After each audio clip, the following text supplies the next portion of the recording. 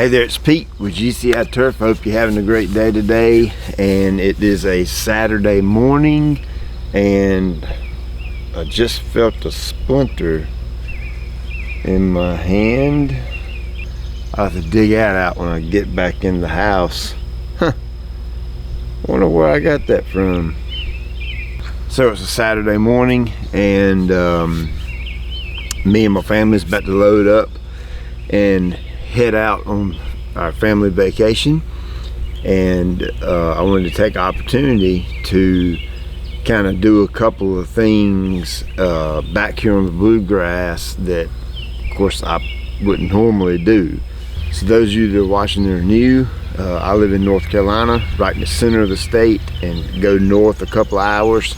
So we're really hot. Matter of fact, let me tell you what our weather is looking like and what our weather's supposed to be like this coming week, just so you'll get an idea. Today 84, tomorrow 80, Monday 83, Tuesday 93, Wednesday 97, Thursday 89, 89, 89, 90, 91. This past week we were just blistering hot. Really abnormal high temperatures for June. So here's what I'm getting at. This Kentucky Bluegrass, it don't like all those insane temperatures, okay? Bluegrass tends to do better in a northern climate where, you know, the summers may not get brutal for so long or as brutal. So that means down here growing it, you have to have water, and you have to have quite a bit. I water this about 4 days a week, about 45 minutes to an hour each day, and then do syringing off and on. But we'll go over the watering schedule in another video. You probably recently watched the video with my pump troubles in there, where the nipple come out of the housing of the pump. Well, it happened the second time. I have since put Loctite on it to try and lock it in place to hope that it don't, you know, do that again. But I'm paranoid, just to be completely honest with you. I'm scared to death to leave that thing running and hooked up, because I'm afraid when I get back my well will be dry, because I just don't want that to happen while I'm away from here. So I'm cutting the water off this week. And it looks like this coming week we have one day like a 35% chance of afternoon thunderstorms, which, you know, North Carolina, I mean, it's a 35% chance every day. You know, it could pop up a storm at any time, but we're just strictly going to rely on the actual weather to produce rain. So that's going to be one thing I want to kind of test, and just to see how long it can go without water. Of course, I'm giving it one more last watering before we get in the truck and leave. I mowed this Tuesday this past week, so Tuesday, Wednesday, Thursday, Friday, Saturday. It's been 4 days since it's been mowed. Typically I would mow it yesterday or today. I've been mowing it about every 3 or 4 days now, but I wanted to give the Bluegrass a break, okay? And it's going to be a really long break. We're going to be gone for a week, 7 days, so 7 plus the 4 days, it's going to be 11 days without mowing it, and it hadn't went any more than 3 all year long. But I just thought it would be fun to video a little bit before I go on vacation, and then in the same video you'll see when I get back from vacation, and we'll look at the yard and, you know, see what kind of shape it's in. So I'll see you when I get back. So you've seen the blue heat enough times already to kind of know what it looks like when it's in its prime and when it's looking its best. All the cool mowing videos and the crazy striping patterns and all the cool music and blah blah blah blah blah. But I wanted you to see the blue heat when it goes without water for a time period. I went on vacation for 1 week, and the day I got back home, this is what I came home to. Yep, just as I expected, the Bluegrass is stressed out really good.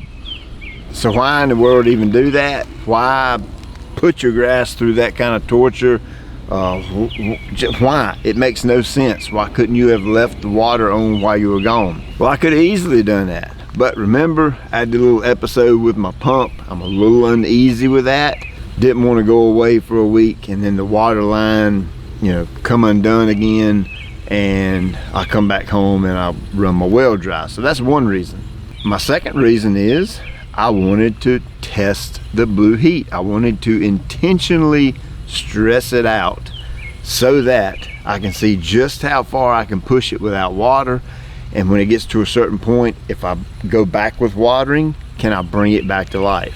So it's just kind of more furthering my education on bluegrass. So I was curious. I had to know what would happen if I turned the water off all week. It was just a prime opportunity with my pump issues, my plumbing issues, and we just so happened to be going on vacation, so the timing worked out great. Of course, that's going to be your first sign going into heat or drought stress is you want to look at your weather. If you go a period without rain or watering and you've got super high temperatures, the ground's going to dry out. There's not going to be any water in the ground for the plant to take up and use. And by the way, we had an absolute exceptional time on vacation. I love getting away with my family. I love hanging out with them, cutting up with them, go-kart racing with them, eating ice cream with them, going out to eat with them, sitting on the beach with them. All kind of cool things that we get to do as a family on vacation. You just kind of let the world go and put work behind you and put everything to the side, and you focus on your family for that week. Man, we just really had a good time, had a lot of fun, and vacations are always short, you know what I mean? I wish it could be flipped the other way around. You go on vacation 51 weeks out of the year and you work for 1 week out of the year, but it just don't work that way. So that first sign is your weather. If you pay attention to the weather and you see that you're hot and dry, the next step is you're going to be looking for blue area. When you look out over the yard, it'll be like a bluish gray, a dark gray kind of hazy tint to the yard, and you might not see that over the whole yard. You may see one spot, maybe in a ditch line, maybe next to a tree, next to the road, next to a hard surface. It doesn't have to be over the entire yard. So that's kind of an indicator that your yard needs water. Now if you catch it at that point, when you get that blue haze or that blue look, you can immediately put water on it and it'll pop right back to life. Now something else I want to show you right before it goes into the blue color stage, you'll notice the turf will kind of get a little off color looking, and here's another good sign that the plant needs water. You can pick up a grass blade like this right here, and I don't know if you can tell in this shot right here, but this grass blade is needling, okay? And what that is the grass blade is kind of curling up. The length of the grass blade is curling up like that, and it almost takes the shape of a pine needle instead of being flat, and it'll curl up. That's called needling. That's a good sign that your grass needs water. Another sign that your grass needs water is the elasticity of the turf. I know a lot of people don't talk about that, but it's a real thing, the elasticity of the turf. And what you can do is take your hand and mash down on the grass, and notice the grass doesn't rebound and bounce back up and stand up nice and perky like it typically would. Well, that's because it's lost the elasticity in the grass, and it doesn't have the ability to stand back up. But that's just another sign that this grass needs water. You can also do that with your feet as you walk across the yard, and the grass up under your footprint stays flat and stays laying down on the ground and doesn't bounce back up. It needs water. When I talk about the different steps of drought stress, this is me talking. I don't get this information from anybody else. I call it step 1 and step 2. Step 1 being the blue look. Step 2, it would go from blue to brown. Now once it goes to the brown stage, it's completely shut down and completely dormant. Hopefully these areas I got out here in the bluegrass that are actually completely paper sack brown, they aren't dead. Now how am I going to know that? I won't know until I start watering. Then I can actually see them come back to life, or they'll stay brown. Now what if you choose not to water? Well, the whole yard would end up going dormant and turning brown unless it rained. what are the chances on it popping back to life during the fall of the year? I know fescue, I've seen it time and time again, year after year. Yards will shut down, go dormant, turn brown, cools down in the fall, put a little fertilizer down, a little rain, and then bam, the yard's right back to where it was. The 3 years I've had the test plots of bluegrass out here, I never really shut the water down on it and let it go completely dormant. So this is the first time for me, and you're actually watching it along with me first time, and we'll see together just how dormant it can be and then come back to life with watering. So we got July 4th coming up, and we've got a huge day planned out here on the bluegrass, the Blue Dreams field. It's not wiffle ball, not softball, anything like that. It's going to be something totally and completely different. Lots of fun, lots of kids, adults out here as well, and we are going to have an absolute blast. So I got to get this turf back in shape. Now, what am I going to do to it to bring it back to life as far as nutrition goes, other than water? That's simple. Greene County's got a new product called Green Kick. It's 0025. It's a liquid potassium. Now, I'm going to kind of do some spoon feeding with that. I don't actually have a jug with me, but I think the label is 3 to 6 ounces per 1,000, so I'll probably do like 3 ounces per 1,000 per week up until the 4th. I'll throw a little CK in there, probably run a little bit of cow tide with that as well. Now, here's the trick. I'm not going to apply that today, okay? I'm not going to put it on dormant turf. I'm going to water the snot out of this, meaning it's going to run quite a bit. I'll run 10 minutes of zone out here, and I'll do that 6 times a day. So that's going to be about an hour a day total.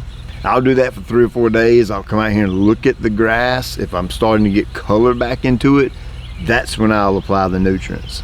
So I'm excited to see how this pops back, to see if I can get it back to looking as good as it looked, you know, a week ago before I left. Next video we do out here will probably be the July 4th video. Now, I won't post that on the 4th. It'll be about the 5th or the 6th because I need time to edit the footage from the 4th. We're running a big sale right now for the 4th. The sale will be over midnight, July 4th. So you can check out that if you want to. Hey, I'm so thankful to live in a country where freedom is a standard, freedom is highly valued, and our Constitution upholds a lot of our freedoms and our rights. And so thankful for the men and women who have and who do stand in the gap and protect the ordinary working folks like me and like you watching. And it's so incredibly cool. I mean, something as small as going to the beach, being able to just take a vacation and go to the beach with your family and just have a feeling or a sense of being safe in a country and just being able to enjoy yourself. I mean, just things as small as that a lot of times we take for granted. You got to remember, there's a big, strong military behind our country that keeps us safe. Lots of local and state and federal law enforcement that keep us safe day in and day out. I was watching the cops run up and down the strip at Myrtle Beach, and I was like, you know what? I'm just so thankful for those men and women that do that day in and day out, so that me and my family can go have a peaceful, relaxing vacation. So hey, I hope you have a great July 4th. Cannot wait to show you that video. As always, I appreciate you taking time out of your day to watch. I'll check you later.